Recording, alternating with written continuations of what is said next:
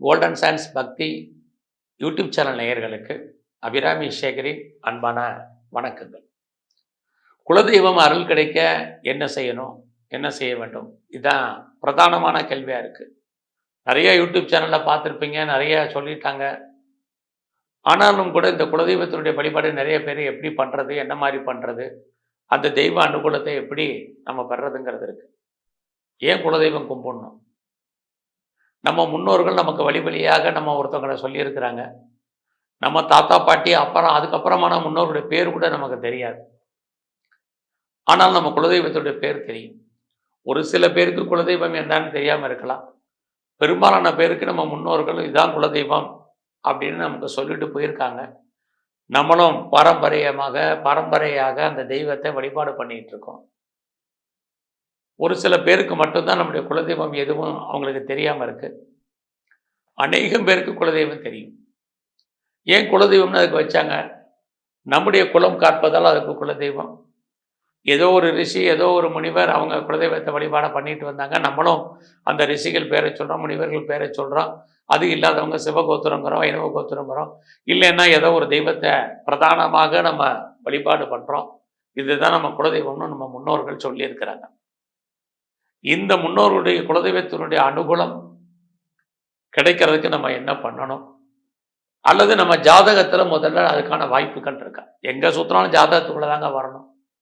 நான் வாரம் போய் குலதெய்வம் கும்பிட்றேன், மாதம் கும்பிட்றேன், முக்கியமான விசேஷங்களுக்கெல்லாம் என் குலதெய்வத்துக்கு போகிறேன், வருஷம் ஒரு முறை போகிறேன், இப்படி பலதரப்பட்ட கேடர் இருக்கீங்க.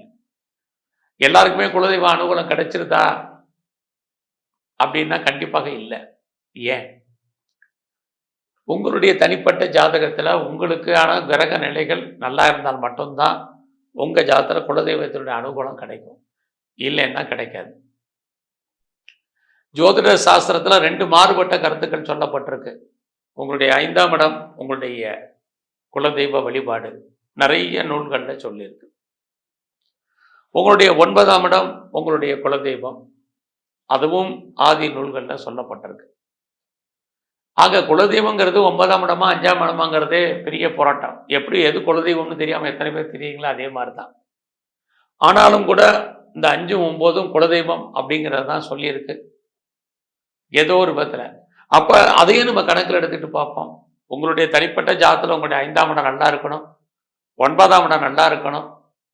இது 2 நல்லா இருந்தால் உங்களுடைய நீங்கள் சாமி கும்பிட்றீங்களோ கும்பிடலையோ உங்களுடைய குலதெய்வத்தினுடைய அனுகூலம் உங்களுக்கு இயற்கையாகவே ஆட்டோமேட்டிக்காகவே கிடைச்சிருங்க. இதுதான். இதனால தான் ஜோதிட சாஸ்திரத்தில் சொன்னாங்க 1, 5, 9 நல்லா இருந்தால் மிஞ்சி பலனை செய்யும் அல்லது நல்ல பலனை செய்யும்னு சொன்னாங்களோ என்னவோ தெரியல. அப்போ ஒரு மனிதனுக்கு இயற்கையாகவே தெய்வ அனுகூலம், குறிப்பாக குலதெய்வத்தினுடைய அனுகூலம் பரிபூர்ணமாக கிடைக்கணும்னா அவங்க ஜாதகத்தில் 1, 5, 9 நல்லா இருக்கணும். 1ன்னா ஜாதகன் அல்லது ஜாதகி நீங்கள், 5ன்னா குலதெய்வம், 9 குலதெய்வம், 5 இஷ்ட தெய்வம். ஆக நம்முடைய குலதெய்வத்தினுடைய அனுகூலம் நம்ம ஜாதகத்தில் 1, 5, 9 இருந்தால் குலதெய்வத்தினுடைய அனுகூலம் பரிபூர்ணமாக கிடைக்கும். இந்த 1, 5, 9 நல்லா இல்லைங்க, ஆனால் எனக்கு குலதெய்வத்தினுடைய அனுகூலம் கிடைக்கணும் அப்படிங்கிறவங்க தான் நீங்கள் அடிக்கடி உங்கள் குலதெய்வத்தினுடைய வழிபாடு பண்ணணும்.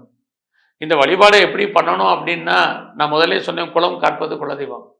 முதல்ல நம்ம குலதெய்வத்தை வழிபாடு பண்ணுற போது நம்முடைய முன்னோர்களையும் வழிபாடு பண்ணணும். அப்பா இருந்தால் அப்பா, தாத்தா இருந்தால் தாத்தா, தாத்தாக்கு அப்புறம் முப்பாட்டனார், அதே போல் அம்மா வழியில், இப்படி முன்னோர்கள் யாராக இருந்தாலும் அவங்கள வழிபாடு பண்ணாலே நம்முடைய குலதெய்வத்தினுடைய அனுகூலம் கிடைக்கும். நம்ம வாரம் கோயிலுக்கு போய் மாதம் கோயிலுக்கு போயிட்டு அப்பாவையும் அம்மாவையும் நம்ம பார்க்காம, தாத்தாவையும் பாட்டியும் கவனிக்காமல் அவங்களுடைய வேதனைக்கும் சாபத்துக்கும் ஆளாகி நம்ம குலதெய்வத்தினுடைய அனுகூலம் கிடைக்கணும்னு நினச்சா கண்டிப்பாக கிடைக்காது. இதை நீங்கள் அடிப்படையில் புரிஞ்சுக்கங்க. ஆக தெய்வ தரிசனம் என்பது வேறு, இயற்கையாக நம்ம தெய்வ தரிசனத்துக்காக கிடைக்கக்கூடிய அமைப்பு நம்முடைய ஜாதகத்தில் இருக்கிறது வேற. நம்ம என்ன செய்கிறோமோ அதான் கிடைக்கும். நம்ம என்ன எரிகிறோமோ அந்த பந்து தான் திரும்ப வரும். அப்போ நம்மளுடைய தாய் தந்தைகள், நம்முடைய பாட்டன் முப்பாட்டனாருக்கு நாம் செய்யக்கூடிய அந்த அனுகூலம், அவர்களுக்கு பண்ணக்கூடிய தொண்டு, அவங்கள நம்ம பண்ணக்கூடிய மதிப்பு மரியாதை நமக்கு ஆட்டோமேட்டிக்காக குலதெய்வமாக மாறி அனுகூலத்தை கொடுக்கும், இல்லைன்னா கொடுக்காது.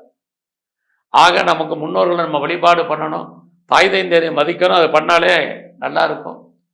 இது எல்லாவற்றுக்கும் மேலே நமக்கு குலதெய்வ அனுகூலம் பரிபூர்ணமாக கிடைக்கணும் அப்படின்னு சொன்னாலே, நம்ம வீட்டுக்கு வந்த பெண்கள் யாராக இருந்தாலும் சரி, மனைவியாக இருக்கட்டும், மருமகளாக இருக்கட்டும், யாராக இருந்தாலும் சரி, அவர்களை நல்லா சந்தோஷமாக வச்சுக்கிட்டாலே குலதெய்வம் தன்னால் வந்துடும். வேற ஒன்றுமே வேண்டாம். அது உங்களுடைய குலதெய்வம் எந்த ஆண் தெய்வம், பெண் தெய்வம், உயர்ந்த தெய்வம், கீழ்நிலை தெய்வம் எதுவானாலும் இருக்கட்டும். உங்களுடைய குலதெய்வத்தினுடைய அனுகூலம் உங்களுக்கு பரிபூர்ணமாக கிடைக்கணும்னா நம் குடும்பத்துக்கு வந்த பெண்கள், அது மனைவியாக இருக்கலாம், மருமகளாக இருக்கலாம், 2 பேர் தான் வர முடியும். அவங்கள நம்ம மகிழ்ச்சியாகவும் சந்தோஷகரம் வச்சுக்கிட்டாலே நம்முடைய குலதெய்வ அனுகூலம் பரிபூர்ணமாக கிடைக்கும். ஏன்னா நம்ம வீட்டுக்கு விளக்கேற்றுறதுக்கு ஒரு பெண் வேணும்னு சொல்கிறோம். அதே மாதிரி நம்ம குலதெய்வத்துக்கு விளக்கேற்றுறதுக்கு ஆள் வேணும். ஆக அந்த விளக்கேற்றுபவள் நம்மளுடைய குடும்ப தலைவி. அவ்வளோ மகிழ்ச்சியாகவும் சந்தோஷங்களையும் வச்சுக்கிட்டாலே போதும், கோயிலுக்கே போகணுங்கிறதே கிடையாது. உங்களுக்கு நல்லது நடப்பதற்கான வாய்ப்புகள், உங்களுக்கு அந்த குலதெய்வத்தினுடைய அனுகூலமே கிடைக்கும். நான் கோயிலுக்கும் போல ஒய்ஃபையும் நல்லா வச்சுக்கிறதுக்கான வாய்ப்புகள் இல்லை, அதுக்கான சந்தர்ப்பங்கள் இல்லை, இந்த குலதெய்வமே தெரியாது, ஆனாலும் எனக்கு தெய்வ அனுகூலம் வேணும் அப்படின்னு யாரெல்லாம் நினைக்கிறீங்களோ, நீங்கள் ஒன்றுமே இல்லை, சிம்பிளான விஷயந்தான். நீங்கள் எங்கெல்லாம் நம்முடைய வயதுக்கு மூத்தவங்க இருக்காங்களோ, அது உயர்ந்த ஜாதி, தாழ்ந்த ஜாதி, ஜாதி மதம், நீங்கள் இதெல்லாம் பார்க்கணுங்கிறது இல்லை. பெரியவர்கள், நம்மளை காட்டில் வயதில் மூத்தவங்க, ஆண் பெண் யாராக இருந்தாலும் சரி, அவர்களை நீங்கள் வணங்குங்க, அவர்களை கும்பிட்டு வாங்க. உங்களால் முடிஞ்ச பொருள் உதவியை அவங்களுக்கு செய்யுங்க. கண்டிப்பாக உங்களுடைய குலதெய்வம் உங்களுக்கு கிடைக்கும். உங்களுடைய குலதெய்வத்தினுடைய அனுகூலம் உங்களுக்கு பரிபூர்ணமாக கிடைக்கும். குலம்னாலே நம்முடைய முன்னோர்கள் அர்த்தம், குலதெய்வம்னாலே முன்னோர்கள், மூத்தோர்கள்னு அர்த்தம். நம்ம அம்மா அப்பாவுக்கு செய்யலை, தாத்தா பாட்டிக்கு செய்யலைன்னா கூட யாருக்கோ ஒருத்தங்களுக்கு செய்யும் பொழுது உங்களுடைய குலதெய்வம் உங்களுக்கு வரும். நான் கொடுக்கல, சாமி கும்பிட போக மாட்டேன், சிராத்தம் கொடுக்க மாட்டேன், முன்னோர்களை மதிக்க மாட்டேன் அப்படின்னா எதுவுமே நடக்காது. வாழ்க்கையில் ஒன்றை இழந்தால் தான் இன்னொன்று கிடைக்கும். எதை இழக்கணும், எதை பெறணுங்கிறது நம்ம கையில் தான் இருக்குது. ஆக அந்த குலதெய்வத்தோட அருள் அப்போ தான் கிடைக்கும். மற்றபடி பெண்களாக இருக்கிறவங்க வீடை கூட்டுறது, வீடை துடைக்கிறது, வெள்ளிக்கிழமை சுத்தமாக இருக்கிறது, விளக்கு பொறுத்துறது, சாமி கும்பிட்றது, நீங்கள் கோயிலுக்கு போகிறது, விளக்கு போடுறது, இதெல்லாமே தனி. இந்த ரிஸ்கெல்லாம் நீங்கள் உங்களுடைய ஃபேக்டரியில் இருந்தால் கூட, இது இல்லாமல் நமக்கு எப்படி தெய்வ அனுகூலத்தை பெறணும், குலதெய்வத்தோட அனுகூலம் வரணுங்கிற ஒரு சில விஷயங்களை மட்டும்தான் சொல்லியிருக்கேன். இந்த குலதெய்வத்தினுடைய அனுகூலம் எனக்கு நல்லா கிடைக்கணும், நான் நல்லா அதனுடைய அனுகூலத்தை பெறணும்னா, நீங்கள் உங்கள் குலதெய்வம் எதுவாக இருக்கலாம், ஆண் தெய்வமாக இருக்கலாம், பெண் தெய்வமாக இருக்கலாம், நான் முதலே சொன்ன மாதிரி கீழ்நிலை தெய்வமாக இருக்கலாம், மேல்நிலை தெய்வமாக இருக்கலாம். எந்த தெய்வமாக இருந்தாலும் நீங்கள் கொண்டாடுறதை பொறுத்து தான் இருக்குது. ஏன்னா நம்ம முன்னோர்கள் சொல்லியிருக்காங்க, குழந்தையும் தெய்வம் கொண்டாடுற விதத்தை பொறுத்து இருக்குது. எவ்வளோ தூரத்துக்கு அந்த தெய்வ வழிபாடை நீங்கள் பெரிய அதிகப்படுத்துகிறீங்களோ அவ்வளோ தூரத்துக்கு நல்லது. அந்த உங்களுடைய குலதெய்வம் எதுவோ அதற்கான முறையான பூஜைகள், பரிகாரங்களை நீங்கள் நல்லா பண்ணுங்கள். அந்த தெய்வத்துக்கு எது இஷ்டமோ அதை வச்சு படைங்க. உங்களால் வருஷம் ஒரு முறை தான் போக முடியும்னா வருஷம் ஒரு நாள் போங்க, இல்லைன்னா ஒரு 6 மாதத்துக்குள்ள அடிக்கடி போயிட்டு வாங்க. அப்படி போனால் தான் அந்த குலதெய்வம் நம்ம வீட்டுக்கு வரும். தெய்வம் நம்ம வீட்டுக்கு வந்துட்டாலே போதும், நமக்கான பிரச்சனைகள் அத்தனையுமே நமக்கு தீர்ந்துடும். கண்டிப்பாக தீர்வதற்கான வாய்ப்பை அந்த தெய்வமே நம்ம காப்பாற்றி கொடுக்கும். ஏன்னா நம்ம முன்னோர்கள் ஏற்கனவே சொல்லியிருக்காங்க, நம்முடைய குலம் காப்பது குலதெய்வம்னு.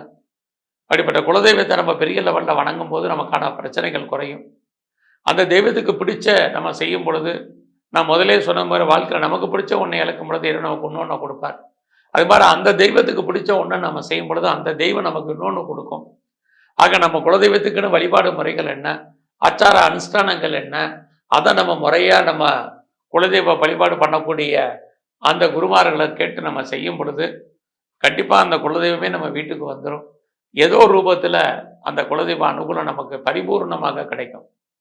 இந்த அனுகூலத்தை நம்ம எப்போ தெரிஞ்சுக்கிறது, எப்படி தெரிஞ்சுக்கிறது இந்த குலதெய்வத்தினுடைய அனுகூலத்தை அப்படின்னா, வாழ்க்கையில் நீங்கள் நல்லா புரிஞ்சுங்க, எப்பையெல்லாம் உங்களுக்கு பிரச்சனை இருக்கும் அப்பையெல்லாம் அந்த தெய்வம் வந்து நிற்கும். உங்களுடைய பிரச்சனைகளை தீர்ப்பதற்கு யாரையாவது ஒருத்தங்களை அனுப்பும், அப்பயே நீங்கள் தெரிஞ்சுக்கலாம் நம்முடைய தெய்வம் நமக்கு வந்து காத்து நிற்குது, அல்லது நம்மளை காப்பாற்று கொண்டு இருக்கிறது, நாம் வணங்கக்கூடிய அந்த தெய்வத்தான் நமக்கு கண்டிப்பாக நன்மை இருக்குது. ஏதோ ஒரு ரூபத்தில் அந்த தெய்வம் உங்களுக்கு அறிகுறி காமிக்கும். அதற்கான வாய்ப்பு அந்த தெய்வமே உங்களுக்கு ஏற்படுத்தி கொடுக்கும். ஆக மற்ற எந்த தெய்வத்தை வழிபட்டாலும் நமக்கு பலன் கிடைக்குதோ இல்லையோ, நம்முடைய குலதெய்வத்தை வழிபடும் பொழுது கண்டிப்பாக நமக்கான அந்த வாய்ப்பு இறையருளால் நமக்கு அந்த தெய்வத்தால் கிடைக்கும். நான் முதலே சொன்ன மாதிரி எனக்கு குலதெய்வமே இல்லை, எனக்கு கோயிலுக்கே போக மாட்டேன், சாமியை கும்பிட மாட்டேன், எனக்கு தெய்வத்தின் மேல் நம்பிக்கை இல்லை, மதத்தின் மேல் பற்று இல்லை அப்படின்னு சொல்கிறவங்களுக்கு உங்களுக்கும் நன்மைகள் நடக்கணும் அப்படின்னா, நான் முதலே சொன்ன மாதிரி முன்னோர்களுக்கு செய்யுங்க, வயதானவர்களுக்கு செய்யுங்க, குறிப்பாக இல்லாதவர்களுக்கு செய்யுங்க, ஏழைக்கு செய்யுங்க. யாரெல்லாம் கஷ்டப்பட்டுட்டு இருக்காங்களோ அவங்களுக்கு செய்யுங்க. அப்படி செய்யும் பொழுது இறைவன் உங்களுக்கு தோன்றா துணையாக இருப்பான். எப்பயுமே தெய்வ மனித ரூபியான்னு நம்ம முன்னோர்கள் சொல்லியிருக்காங்க. இதே தான் குலதெய்வமும் மனித ரூபியா வர்றது. அப்ப வயதுக்கு மூத்தவங்களுக்கு, இல்லாதவங்களுக்கு, ஏழைகளுக்கு நீங்க உதவி பண்ணும் பொழுது, உங்களுடைய அனுகூலம், உங்களுடைய தெய்வ அனுகூலம், உங்களுடைய குலதெய்வ உருவத்துல அவங்க வந்துருவாங்க. உங்களுக்கான அந்த அனுகூலம் இயற்கையாவே உங்களுக்கு கிடைக்கும். ஆக எதன் மேலயுமே நம்பிக்கை இல்லாதவங்க, நீங்க உதவியாவது பண்ணுங்க. குறிப்பாக ஏழைகளுக்கு உதவி பண்ணுங்க. ஜாதி மதம் பார்க்காம பண்ணுங்க. கண்டிப்பாக உங்களுடைய குலதெய்வத்தினுடைய அனுகூலம் உங்களுக்கு கிடைக்கும். நன்றி, வணக்கம்.